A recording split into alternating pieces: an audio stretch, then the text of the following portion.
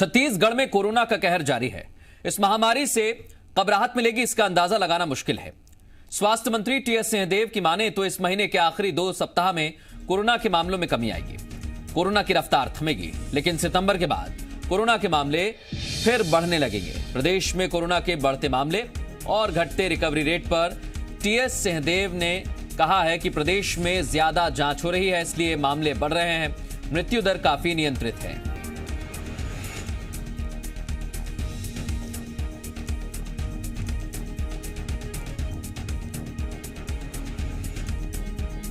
सितंबर महीना में मुझे लगता है कि टेस्टिंग हम अगर बढ़ाएंगे तो सितंबर महीने में हमको बढ़ते क्रम हमको दिखेगा छत्तीसगढ़ में। और सितंबर महीने के आखिरी में सप्ताह में खुशकिस्मती रहेगी तो तीसरे सप्ताह में ये स्थिर होने लगेगा और फिर गिरावट आ सकती है। तो दोबारा बढ़ने के पहले ये गिरावट आएगी और इतना ज्यादा बढ़ेगा ऐसा अनुमान नहीं है। गिरने के बाद कुछ बढ़ सकता है, लेकिन फिलहाल क्योंकि टेस्टिंग हो रही है। और सीधे रुख करेंगे, हमारी सहयोगी रजनी ठाकुर इस समय हमारे साथ लाइव जुड़ गई हैं। एक तरफ तो रजनी, कोरोना के मामले थम नहीं रहे हैं, एक के बाद एक जो इजाफा है वो होता ही जा रहा है संख्या में। अब कहा जा रहा है कि आने वाले वक्त में स्थिति और खराब होने वाली, किस तरह की तैयारियां हैं?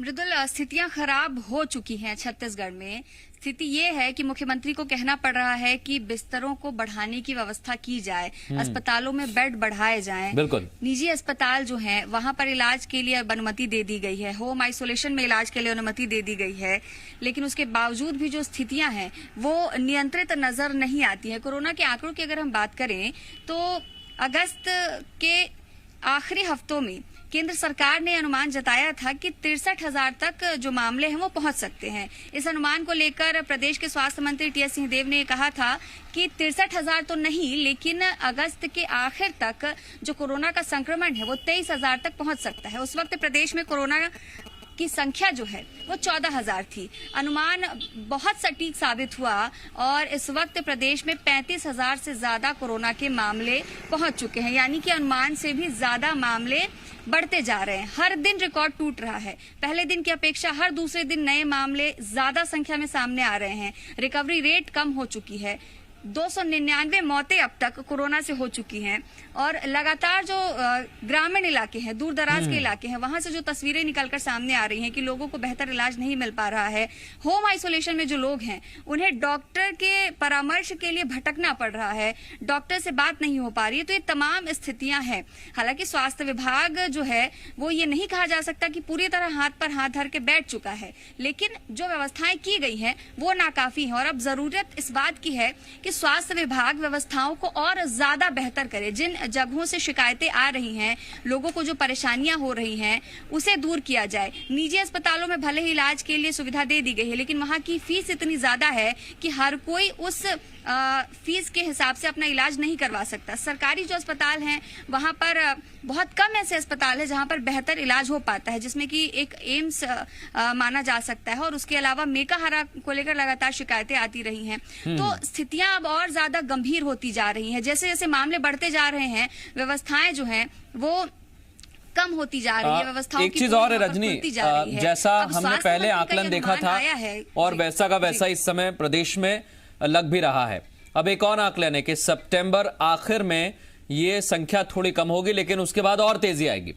तो पहले से कितनी तैयारियां और करनी होंगी, क्योंकि जैसा मुख्यमंत्री कह रहे हैं बिस्तर बढ़ाइए, अस्पतालों में भी लगातार संख्या बहुत ज्यादा हो गई है।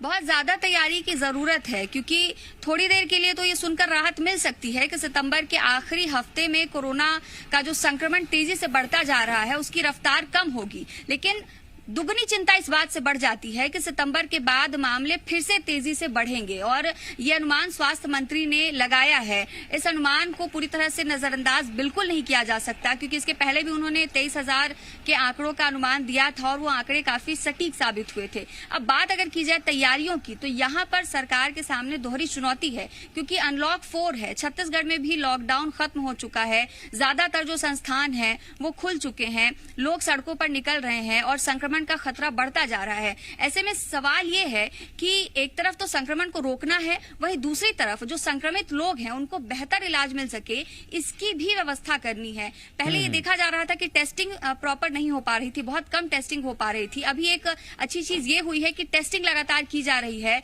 और जैसे जैसे टेस्टिंग की जा रही है मामले वैसे वैसे सामने आ रहे हैं, लेकिन व्यवस्थाएं अब भी पूरी नहीं है। सरकार को ये देखना होगा कि कुछ बड़े अस्पतालों के भरोसे ना रहा जाए, बल्कि ग्रामीण स्तर पर दूर दराज के जो इलाके हैं वहां पर ऐसी कोई व्यवस्था की जाए कि लोगों को कोरोना के इलाज के लिए शहरों का रुख ना करना पड़े और उनको वहीं पर अपने घरों के आसपास ही बेहतर इलाज मिल सके। होम आइसोलेशन में पूरी तरह से मॉनिटरिंग कर दी जाए, ये ना सोचा जाए कि होम आइसोलेशन में मरीज का इलाज किया जा रहा है तो उसमें लापरवाही की जाएगी, क्योंकि बेशक कुछ नियम और शर्तें हैं जिसके बाद ही होम आइसोलेशन की अनुमति मिलती है, लेकिन लगातार राजधानी रायपुर जैसी जगह से शिकायत आती है कि होम आइसोलेशन वाले जो मरीज हैं वो परेशान रहते हैं और डॉक्टर से उनका संपर्क नहीं हो पाता है। तो ये तमाम दिक्कतें हैं जिन्हें दूर करने की जरूरत है इस वक्त। बिल्कुल, ये दिक्कतें हैं और देखना होगा कि अब ये दिक्कतें कैसी दूर होती हैं, क्योंकि अभी आने वाली स्थिति बहुत सारी परेशानी लेकर आएगी और उसके लिए तैयार रहना होगा सरकार को भी, स्वास्थ्य विभाग को भी। बहुत शुक्रिया रजनी तमाम बातचीत के लिए।